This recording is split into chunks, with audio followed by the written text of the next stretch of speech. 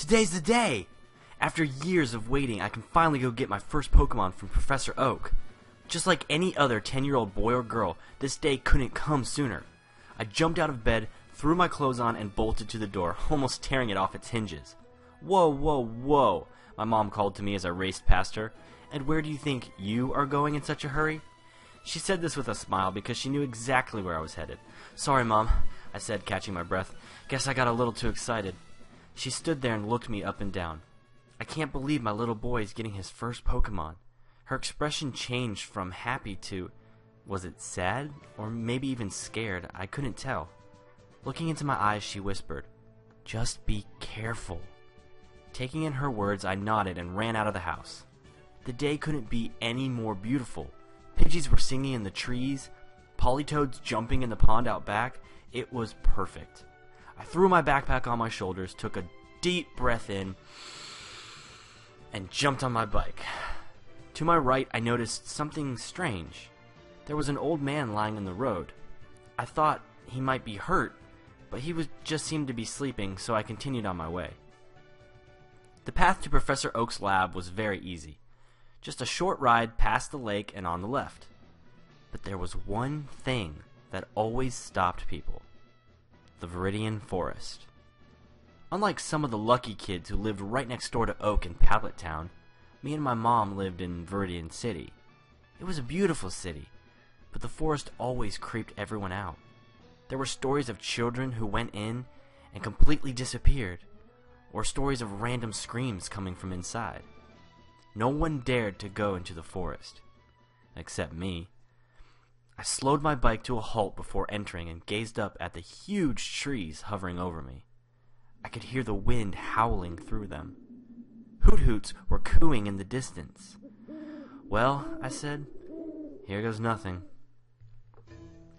Inside, it was dark. But even in the darkness, the trees were somehow able to cast even darker black shadows on the ground in front of me. My heart raced faster than when I was pedaling on my bike down the road, and I wasn't even moving. My eyes darted from side to side, making sure there was no one or nothing following me. After another deep breath, I took off as fast as I could, which was a mistake.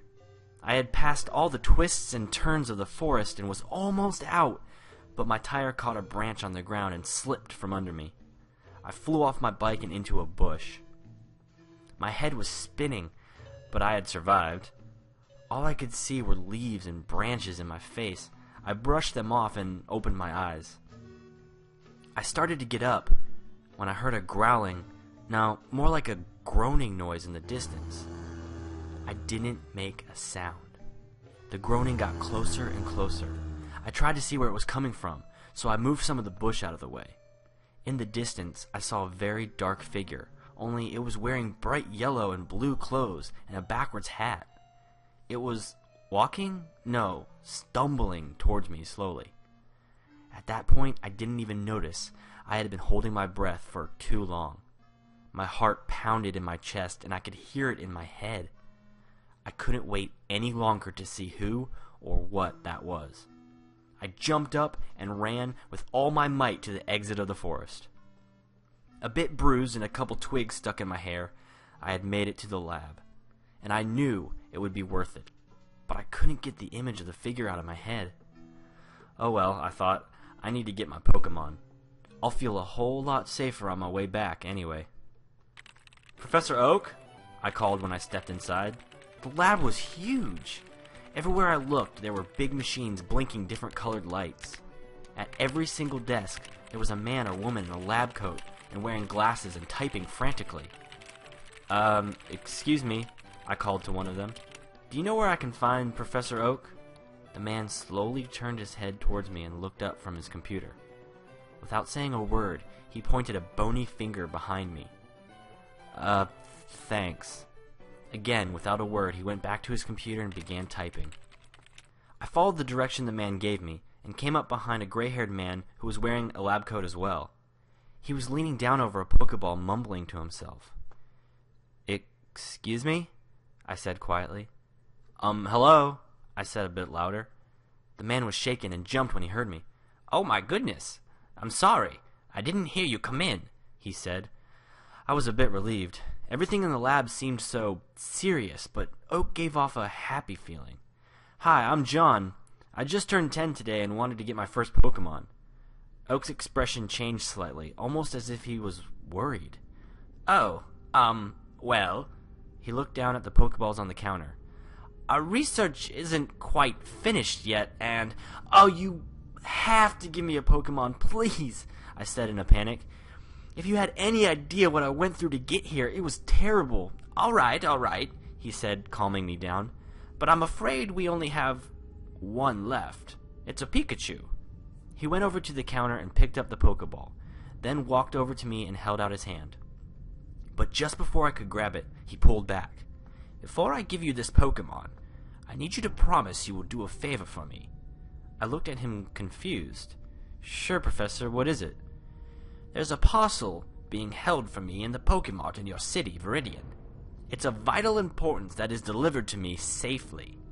I need you to bring it to me. Without another word, he held his hand back out again. No way was I going to pass up getting a Pokemon today, so I took the Pokeball and nodded. I started to turn away, but Oak called to me. John! The professor put his hand on my shoulder and looked into my eyes. You must bring me that parcel. The trip back through the forest wasn't so bad at all. Maybe it was because my confidence was high with my Pikachu by my side. Getting back to Viridian as fast as I could, I made my way into the Pokemart. It was large enough to get lost around the shelves of items, but small enough to see everyone inside. And there were none. No one, not a single soul was inside, not even at the counter. Hello? I called. I'm here to pick up an important parcel for Professor Oak. Anyone here? With no reply, I walked over to the counter and noticed a small box was sitting on top. Written on it was, Fragile, Do Not Break, and Professor Oak's name on it. I decided it wasn't the time to question anything, so I grabbed the box and ran outside. Back in the forest, it felt colder and darker than normal. Probably because the daylight was leaving, but still it felt different. I was struggling to catch my breath, so I slowed my run to a walk. Suddenly there were noises coming from all around me. That loud groaning sound again. I stopped in place and looked around. 10, maybe 15 dark figures started to limp towards me. Only this time I had nowhere to run or hide. The first figure got close enough for me to see. Oh my God. It was youngster Joey, my friend. As he got closer and closer, I could tell he wasn't Joey anymore. His skin was green and brown and decaying. His jaw torn halfway off his head. His Rattata next to him looked the same, with holes in its flesh, and it was missing a leg. I was terrified. With no other options, I decided to let Pikachu out for the first time to fight off the horde. Go, Pikachu! I shouted and threw the Pokeball. There was a bright flash of light and Pikachu stood there in front of me. Only, something didn't look right about him. He was a very dark yellow color. His eyes were completely black, and there was blood dripping from his nose. I called to him, Pikachu, are you okay? He tried to say Pikachu, but all that came out was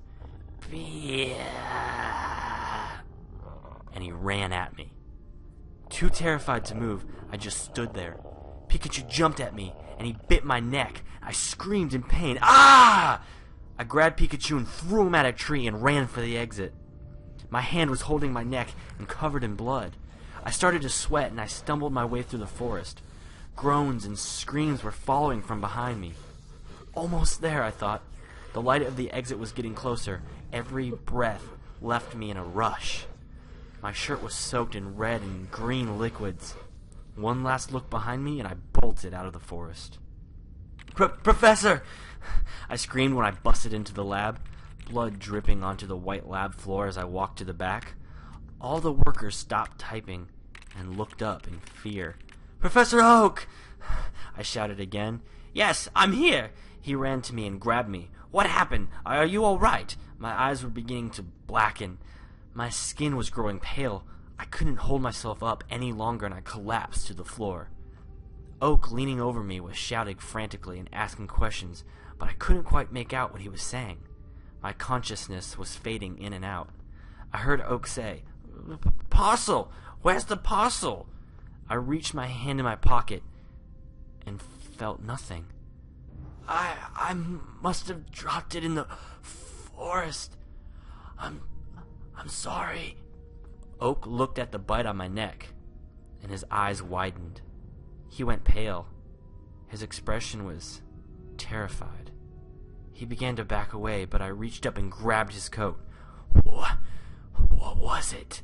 I asked. "The parcel, Oak. What was in it?" Professor Oak looked at me, his expression now of lost hope and despair. "You must understand, we've all been researching this. We have no idea how." "Oak! What was in it?" A tear fell from Professor Oak's eye and down his cheek. He mumbled, "The antidote." With my black eyes, I looked at him. The antidote to what?" In my last dying seconds, I thought of my mother. Just be careful. I thought of my beautiful city and my friends who were living dead in the forest. The last words I heard were Oak's. He said, "To the infection."